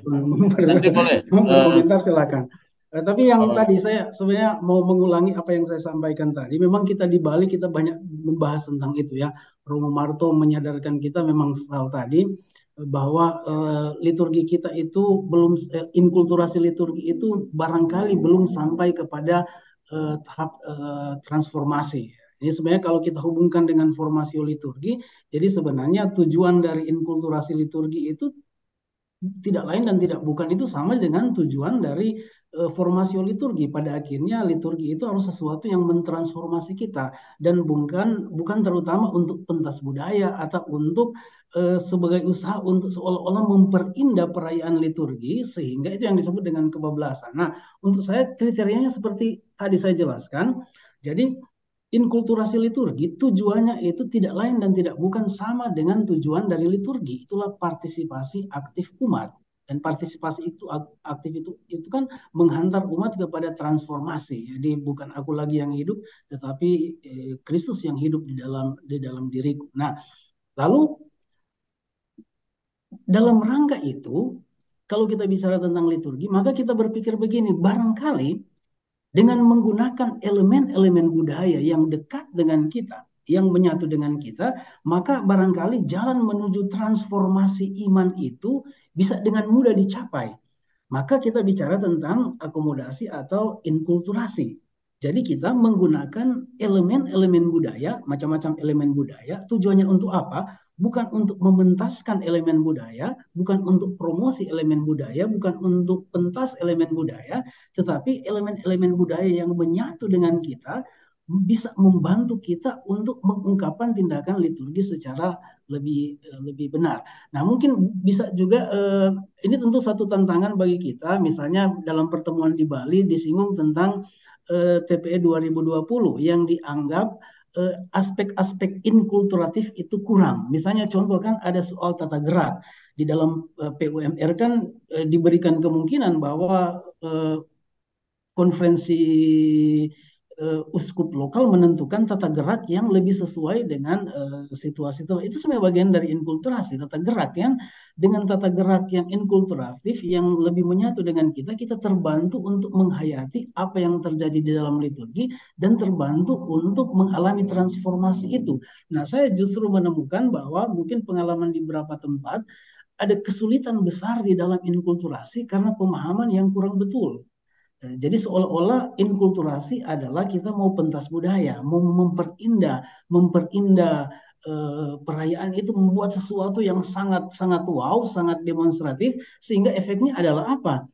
Sehingga terjadi apa yang ditampilkan bertentangan dengan tujuan inkulturasi. Tujuan inkulturasi kan partisipasi aktif umat. Yang terjadi di dalam pengalaman ya kembali lagi umat menjadi penonton, jadi mengabadikan apa yang sementara terjadi, lebih menekankan pada hal-hal yang lahiriah, sehingga ya pada akhirnya bisa dikatakan tadi kebablasan dalam arti tidak terarah kepada tujuan sebenarnya dari inkulturasi. Nah, juga kalau saya hubungkan dengan tadi ya, jadi salah satu aspek penting dari tindakan ritual adalah ini. Jadi apa yang diungkapkan secara lahiriah itu mengungkapkan sesuatu yang batini. Jadi aspek-aspek benda yang material itu membantu kita untuk mengungkapkan sesuatu yang rohani. Dan saya merasa itu juga harus menjadi kriteria di dalam inkulturasi. Apa pertanyaannya adalah kalau kita menggunakan elemen-elemen lokal, elemen-elemen budaya, apakah elemen-elemen itu dipilih secara selektif dengan discernment yang bagus sehingga yang kita pakai itu bisa membantu kita untuk mengungkapkan sesuatu yang hidup di dalam batin kita atau penghayatan kita. Jangan sampai misalnya kita menggunakan elemen-elemen budaya yang terlalu demonstratif sehingga sama sekali tidak mengungkapkan sesuatu yang ada di dalam batin kita. Nah, ini sekali lagi kita bisa yang lain bisa memberikan pendapat, tetapi biar bagaimanapun kita komitmen, kita sepakat untuk mengembangkan inkulturasi liturgi, biarpun kita menyadari bahwa itu tidak mudah. Di Bali kita kan sudah melihat ternyata kalau inkulturasi itu bukan spontanitas ya, bukan spontan dari seksi liturgi atau pastor paroki atau siapapun yang punya minat, tetapi inkulturasi liturgi itu harus menjadi sesuatu yang dibuat bersama ya. Jadi ada studi interdisipliner, merancang sebuah inkulturasi liturgi itu melibatkan misalnya ahli liturgi, melibatkan ahli kitab suci, melibatkan ahli budaya, orang-orang yang paham di dalam pastoral, sehingga memang menghasilkan sebuah konsep inkulturasi yang betul. Bukan hanya inisiatif dari kebetulan seksi liturginya punya minat dengan budaya, lalu kemudian mengangkat atau mempromosikan inkulturasi liturgi, tetapi ini harus menjadi sebuah program. Ini juga yang penting, ini yang Romo Marto mengkritik kali lalu adalah inkulturasi liturgi itu menjadi sebuah satu yang momental ya, jadi hanya muncul tenggelam. Nah, inkulturasi itu liturgi belum menjadi sebuah program yang berkelanjutan, jadi hanya sekedar kita buat ini karena ada kegiatan ini. Jadi mungkin disitulah terletak kegagalan untuk sampai pada aspek transformasi. Karena kita lebih melihat itu sebagai sebuah perayaan momental yang diprogramkan, lalu kemudian tidak dilanjutkan. Kalau pastor parokinya minat dengan inkulturasi jalan, kalau tidak ya tidak jalan. Kalau seksi liturginya minat ya jalan, kalau tidak ya tidak jalan. Itu juga soal kelanjutan ya, ongoing inculturation itu yang mungkin barangkali perlu ditambahkan. Ini saja Romo Riston, Romo Bensu, Baik, terima kasih. ya Yang kedua terima saya kasih. tidak komentari ya, supaya Oke. bisa memberikan Baik, terima kesempatan kasih kepada Romo yang lain ya. Stanley. Oke, baik. Satu yang terakhir ya. Tapi sebelum yang terakhir, masih ada Romo yang mau menambahkan tentang, nanti dari suster ya, sebentar suster ya. Nah, Masih bisa Romo Riston ya, lebih fleksibel lah ya, kalau masih ada yang oke. Masih ada yang mau menambahkan tentang inkulturasi yang tadi yang ditanyakan. Kalau sudah cukup ya nggak masalah. Tapi ini ada pertanyaan di chat ini, dalam TPE 2020 apakah hanya satu nyanyian Bapa Kami? Tidak ya. Atau boleh dipakai lagu inkulturasi? Boleh. Boleh dipakai. Terima kasih Romo, sama-sama ya. Oke, saya langsung jawab saja situ Romo. Jadi Romo Stanley iya. tenang. Prinsipnya lagu-lagu yang dipakai, prinsip utama adalah lagu-lagu yang sudah mendapatkan nikel obstat dan imprimatur. Lalu secara pastoral, kalau memang di kuskupan tertentu sudah punya kebijakan tertentu, itu bisa dipakai juga. Kayak Bapak kami Ilski itu di Kuskupan Bandung sudah bisa dipakai dan memang sudah dapat nikel obstat dan imprimatur. Tentu saja bisa ya. Yang inkulturatif tentu saja bisa. Oke, sekarang saya berikan kesempatan ke Suster Fidelia SND. Silakan Suster. Terima kasih Romo. Saya menanggapi soal inkulturasi ya. Dan tadi mengatakan rusak ya dari ketemburan tadi 15-an. Romo Bensu. Pengalaman, oh, ya. Pengalaman saya ketika saya berada di Kalimantan, jadi ada orang yang itu kami melaksanakan pekan inkulturasi, kemudian bersama dengan Pak Pauli Sirawan waktu itu bagaimana mengangkat lagu-lagu nuansa Kalimantan diolah bersama dengan musik khas nuansa Kalimantan, bersama disetujui dulu, disepakati selama beberapa minggu, kemudian lagu-lagu itulah yang dipakai saat inkulturasi. Jadi tidak semua lagu itu diakomodir menjadi inkulturasi, tapi beberapa lagu yang memang benar-benar dipilih menjadi kekasan sehingga kita bisa memaknai dalam ekaristi, itulah yang dipakai dalam ekaristi gitu. Jadi ada pekan inkulturasi bersama, mengangkat lagu-lagu khas daerah, tapi dilakukan dalam bahasa Indonesia dengan musik-musik khas daerah Kalimantan. Itu pengalaman saya, sehingga umat kita bersama itu punya pemahaman yang bersama bagaimana kita menggunakan lagu-lagu khas daerah di dalam ekaristi begitu, sehingga tidak terjadi kebablasan seperti yang diseringkan Romo tadi itu. Terima kasih. Baik, terima kasih Suster. Ini memang Romo siapa? Romo Stanley yang akan jawab. Tapi kalau misalnya Romo Jack, Romo Yance, Romo Harimanto, mau ikut menjawab juga dipersilahkan ya, Romo yang lain juga boleh. Silakan Romo Yance bisa menjawab. Ini sebenarnya Romo Stanley, mohon maaf. saya tidak menjawab, tapi suster, ini ada satu webinar khusus tentang itu minggu depan. Romo Berry dari Ambon akan berbicara tentang inkulturasi lebih kepada musik liturgi. Jadi suster, mari ikut minggu depan, kita akan bahas khusus tentang itu. Ya, itu saja, Romo Risto. Oke, Ya. cukup puas suster. Itu maksudnya supaya suster datang lagi ya. Baik, suster. Eh, nanti ada secara khusus memang tentang musik musik liturgi, musik inkulturasi maksud saya. Nanti bisa dibahas di situ, diperdalam di situ ya. Oke, baik. Eh, Romo Romo siapa? Romo Yusuf Yusuf. ini. Romo Romo Yusuf. Yusuf, ya. Romo Yusuf mau ngapain? Eh, iya mungkin tentang inkulturasi tadi Romo. Oke, oke silakan, silakan Romo. Oke, ah, sorry ya. Terima kasih eh, pada Romo Riston dan juga Romo Stef atas kesempatan ini dan juga atas paparannya, tidak menambah dan juga tidak, saya hanya mengatakan beberapa hal tentang refleksi inkulturasi.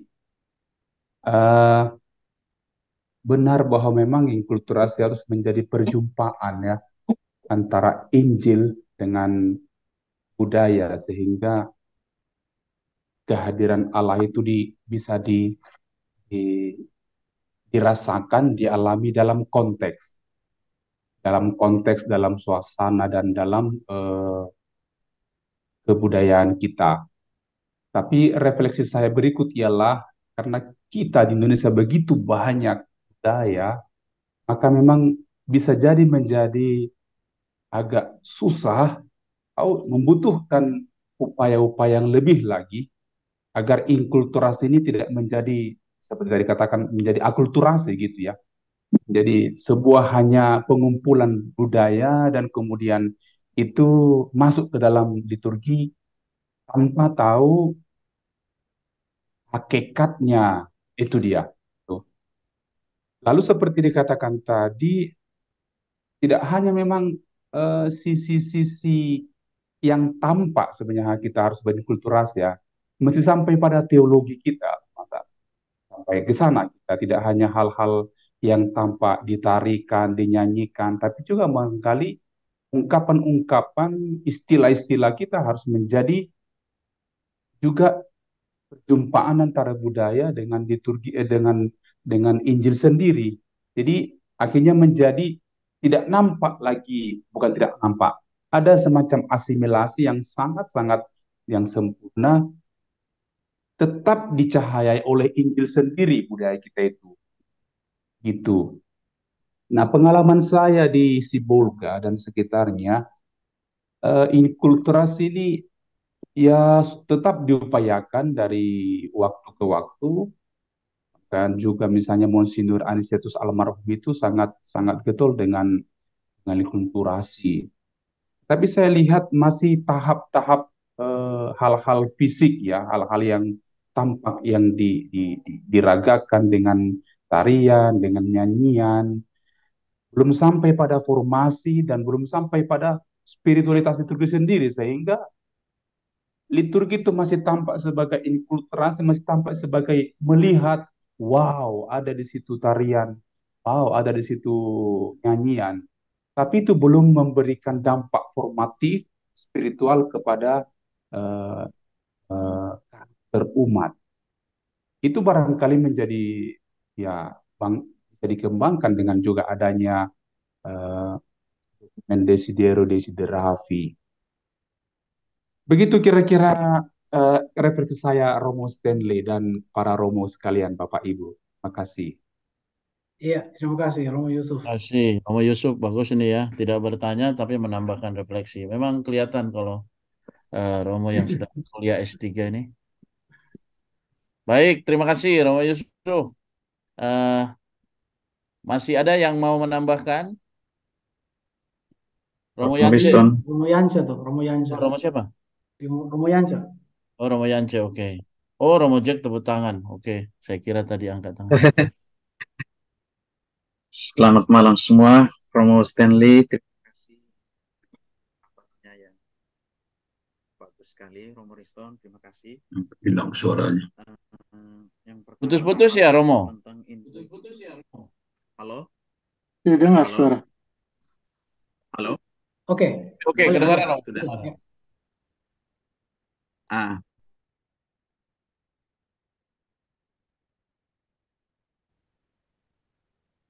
Hilang kayaknya. Hilang. Hilang jejak Romo ya. saya tidak mengulangi lagi. Mengapa? Pertanyaannya, mengapa gereja itu tidak menegasikan budaya? Ya, karena di dalam budaya itu ada unsur-unsur yang bersifat alamiah dan khas Kristiani. Jadi biasa disebut nature Kristiani.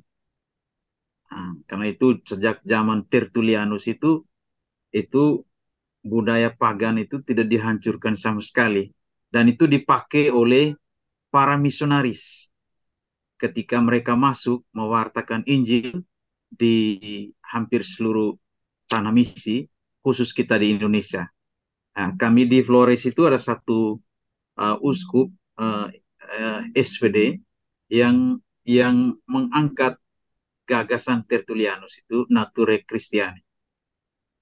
Karena di dalam budaya itu ada nilai-nilai Kristiani yang sudah hidup dan bertumbuh. Nah, hanya nilai-nilai budaya itu perlu diinjili. Seperti dalam Yohanes bab 1 ayat 14 itu, sabda menjadi manusia dan tinggal di antara kita. Nah, jadi dia menggarami budaya itu, lalu mengangkat budaya untuk menemukan hakikat yang ilahi. Untuk sampai ke situ, misalnya tadi Suster sampaikan bagaimana masuknya ke lagu-lagu dan seterusnya. Hal yang perlu dipertimbangkan itu ada dua hal. Sesuatu itu dikatakan sakral ya, dalam konteks budaya. Itu tempus, lalu spatio. Tempus itu waktu, lalu spatio itu ruang. Jadi dalam budaya-budaya tertentu, ritual itu dipelajari. Ya, waktu ritual itu kapan dilaksanakan, bagaimana orang mengabdi pada ritus-ritus yang ada, lalu lagu-lagu yang mengiringi ritual itu bagaimana, dibawakan di tempat di mana. Nah, jadi ukuran kesakralnya itu dua poin penting itu. Nanti dua hal itu juga menerangi juga, ya, dibawa masuk ke dalam proses bagaimana lagu itu menjadi liturgi. Oh, kalau di ritus budaya itu di bagian ini, mereka menyanyikannya di tempat yang ini, maka di dalam liturgi itu lagu dasar yang ini, motif yang ini dia cocok di bagian mana? Di bagian pembuka, di bagian persembahan, atau di bagian mana? Contoh, lagu dalam buku Mada Bakti yang biasa kita nyanyikan hampir di seluruh Indonesia ini, terimalah roti anggur persembahan diri kami, terimalah ya Bapa, terimalah. Jadi itu lagu itu motif dari budaya saya, motif Lio. Dan lagu aslinya itu kalau bahasa daerahnya itu inepare, itu artinya ibu padi.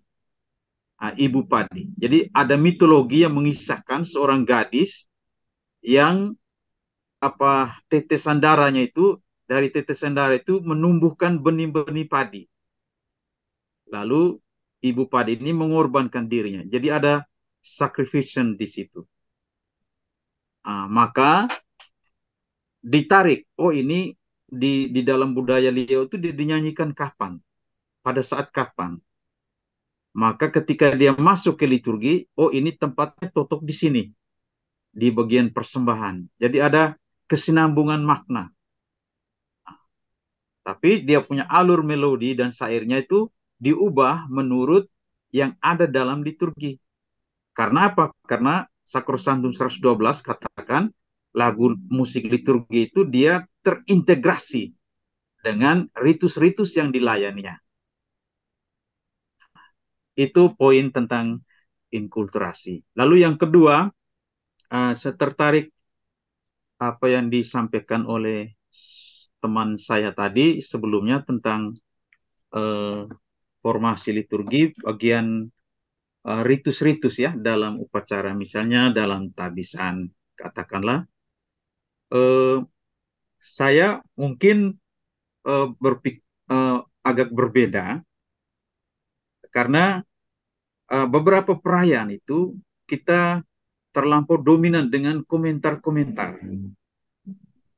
Memang bagus seperti yang disampaikan oleh teman kita tadi, tapi bolehkah misalnya komentar-komentar itu ditiadakan? Mengapa? Karena ada ungkapan itu significatio ritualis continetur in verbis. Artinya bahwa makna ritus itu dia terucap dari kata-kata yang diungkapkan oleh selebran itu. Maka tidak perlu lagi komentator. Karena itu unsur profan yang dimasukkan ke dalam ritus-ritus liturgi. Jadi kita sedang berjuang, kalau kami sedang berjuang untuk meniadakan komentar-komentar itu supaya alur liturgi dalam sebuah perayaan itu dia mengalir. Dia mengalir. Jadi bisa misalnya di komentar itu bisa cukup di bagian awal. Sehingga perayaan itu, ritus itu dia tidak tertahan oleh komentar.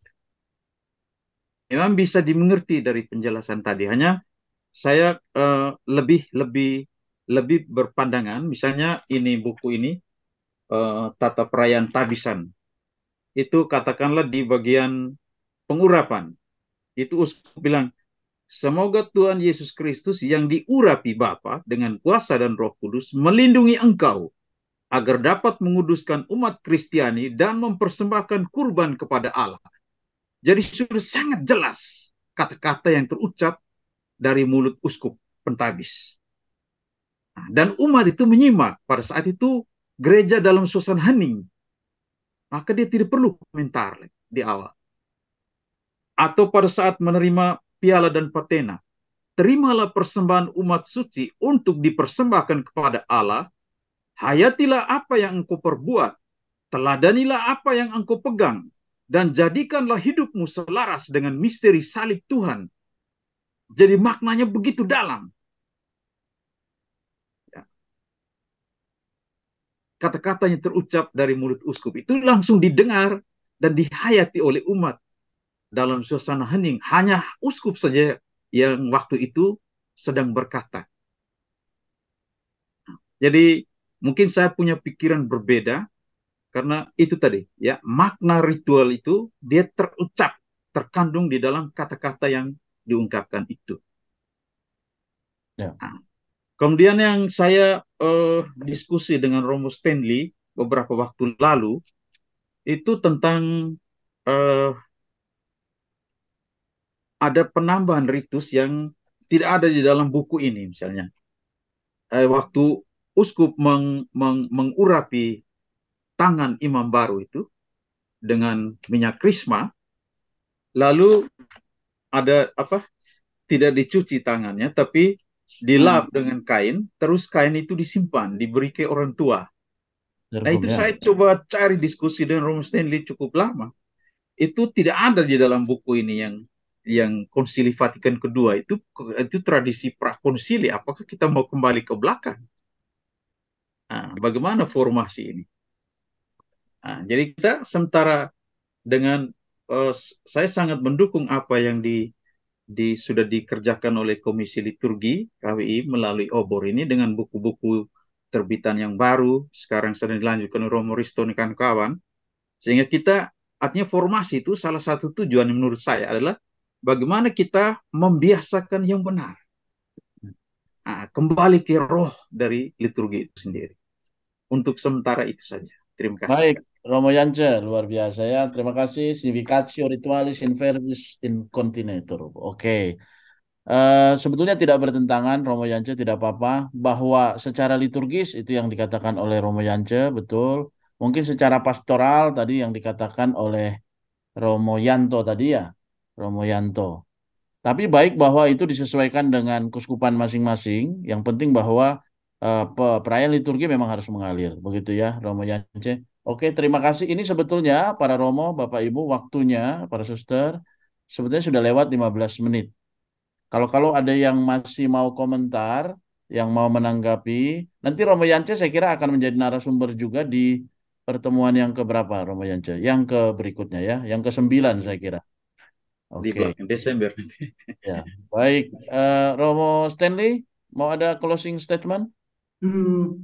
Romo Riston Mungkin. aja langsung Oh, closing Romo, statement. sebentar. Sebelum Romo Stanley, Romo Jack. Silakan Romo Jack. Iya, sebenarnya pertama dulu tentu sangat berharga apa yang disampaikan oleh Romo Stanley. Eh, Mungkin kita perlu perhatikan kritik dari Kardinal Robert Sarah berkaitan dengan inkulturasi, bahwa yang menjadi pusat dalam liturgi adalah Allah sendiri, bukan budaya kita, bukan merayakan budaya kita berkaitan dalam inkulturasi. Banyak sekali orang mengkritik Robert Sarah, tapi kalau kita baca buku-bukunya yang lain, kita bisa mengerti bahwa kritiknya itu pada tempatnya menurut saya, karena dia mengatakan begini, inkulturasi itu harus ditempatkan dalam konteks inkarnasi. Kalau paham inkarnasi itu tidak dipahami dengan baik, maka inkulturasi juga akan menjadi liar. Jadi harus dilihat di situ. Jadi harus ditempatkan teologi inkarnasi ketika orang mulai berbicara dan menggerakkan inkulturasi. Ya, saya kira itu yang mungkin pertanyaannya yaitu Romo Stanley, tapi katanya Romo Riston apa waktunya sudah habis itu. Tapi saya merasa perlu ditambahkan bahwa inkulturasi harus ditempatkan dalam teologi inkarnasi. Itulah secara singkat. Itu saja. Terima kasih. Mungkin itu sebagai eh, pengingat juga Romo Jack ya. Mungkin tidak terlalu ke pertanyaan, tapi mengingatkan kita bahwa teologi inkarnasi itu menjadi hal yang utama dalam inkulturasi. Atau Romo Stanley mau menanggapi, Romo Jack? Untuk saya malah itu malah jadi closing statement kita. Oh, dia menjadi closing Terima statement kasih dan Romo Romo Jack ya Jack telah yang mengingatkan membantu kita. Romo Stanley. Jadi Ya, tolong diberikan closing statementnya Romo Stanley. iya, ya. Romo Jack sudah membantu nih. Oke, Ya, oke baik. Tidak ada tambahan Romo Stanley? tidak ada lagi. Tidak baik. Para Romo, Suster, Bapak, Ibu, ini saya ingatkan Ignas Lede sudah memberikan apa link untuk sertifikat, jadi secara langsung bisa diisi di sana dan sehingga bisa langsung didapatkan sertifikat secara eh, digital ya. Jadi sudah langsung bisa didapatkan. Oke, begitu saja. Nah, ini adalah seri webinar yang pertama, para Romo, Bapak, Ibu, saudara-saudari sekalian. Minggu depan dengan pamflet kita akan tunggu akan diadakan yang kedua, ketiga sampai nanti yang ke-10. Mudah-mudahan masih tetap setia dan ini adalah apa ya karya para dosen liturgi Indonesia. Mereka memperkerasai supaya apa namanya memberikan pemahaman, pengetahuan dan agar kita dapat merayakan liturgi semakin lebih baik, semakin lebih mendekatkan diri kita kepada Tuhan. Begitu saja ya.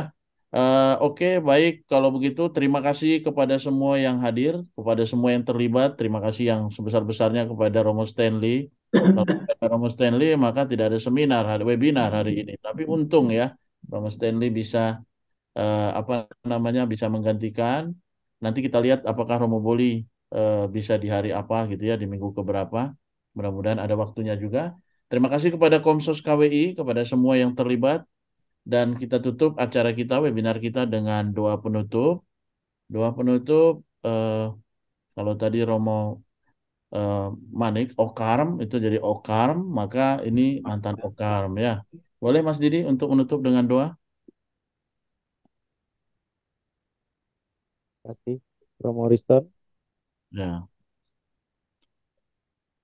silakan Mas Didi. Nanti Bapak berkatnya Ibu, dari siapa? para Romo, saudara-saudara yang terkasih, mari kita akhiri webinar pada malam hari ini dengan doa. Dalam nama Bapa dan Putra dan Roh Kudus. Amin.